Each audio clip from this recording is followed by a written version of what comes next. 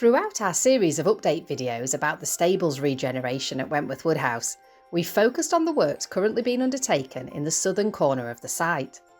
This is where we'll be creating new production kitchens and eventually a new cafe. These works are known as Phase 1 of the stables regeneration and form an important part of a much bigger plan for the site as a whole. In our video, Centuries of Change, which you can see on our YouTube channel using the link in the description below, we documented the various uses to which the stables have been put since they were built in the late 18th century. Sadly, changes made in the mid-20th century removed almost all of the original internal features of the stables.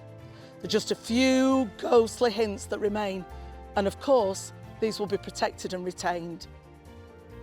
One of the first things that the Wentworth Woodhouse Preservation Trust did when they acquired the site in 2017 was to thoroughly survey all of the structures on it and assess the capacity for changes of use within the various buildings, including the mansion itself and of course the stables, both of which are Grade 1 listed buildings.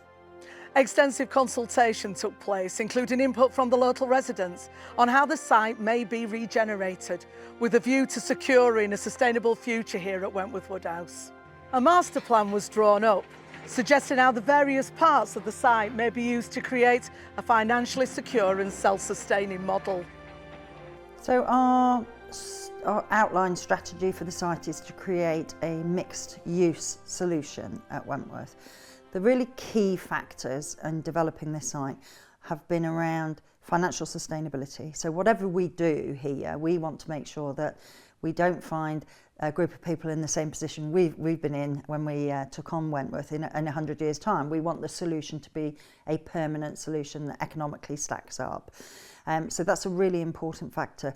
We've also had to look at the capacity for change within the building. So where there's been interventions in the past or where historic fabric has been removed, there's a little bit more flexibility there in terms of planning, whereas other parts of the house particularly are absolutely, they simply can't be changed, nor would we want to change them. So they are really, really significant interiors, and we wouldn't want to change that. So financial stability, sustainability, that capacity for change, and also the really important one, the views of the community. So what do the community want us to do here?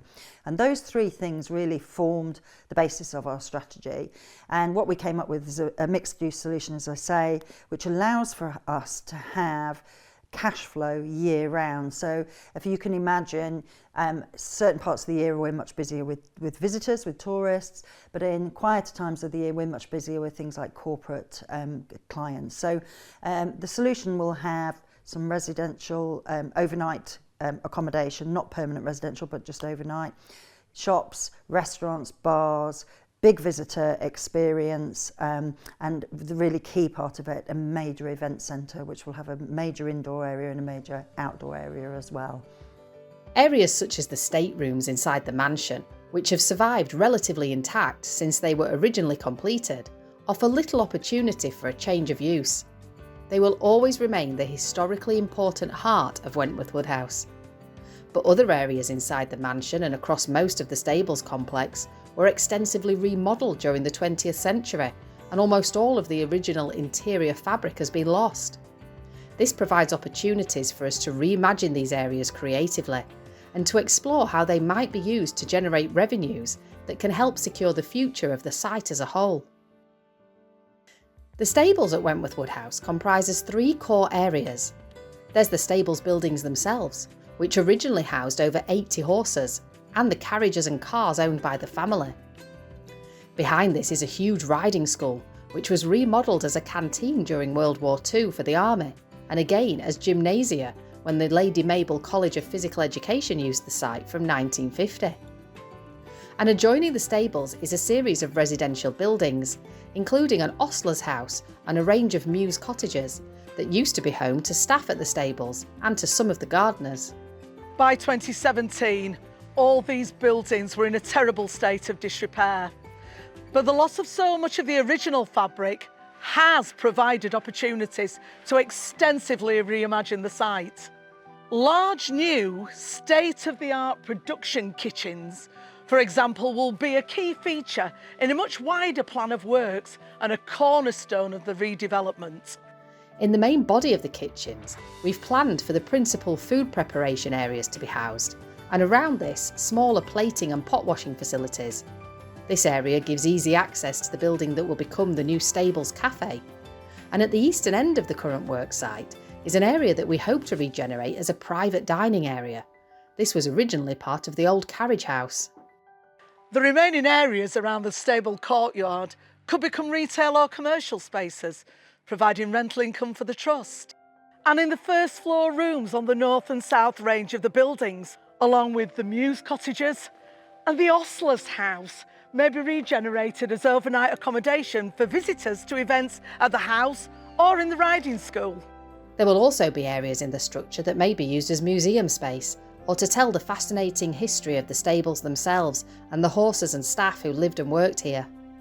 Exactly what goes where at the stables will depend on planning consents and funding arrangements, so all of these suggested uses are for now exactly that.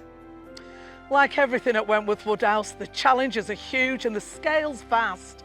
Regenerating the stables and riding school as our principal event space will significantly reduce pressures on the main house itself. And the realisation of our master plan for the stables will help us to protect its historically important and fragile interiors. It's a colossal fundraising challenge to raise the money needed to realise the vision for this amazing place. We've already secured many millions of pounds for regeneration and restoration projects at the house, the stables, the Ionic Temple and the Camellia House. But the list of work to do is vast, and our fundraising challenge will take many years to accomplish. What spurs us on are the positive results we're already seeing in new job creation, educational opportunities and well-being benefits. And of course the huge sense of pride amongst the team at the Trust in what we've achieved in such a short period of time. It is going to be a long and difficult journey, but every step of the way will be worth the effort.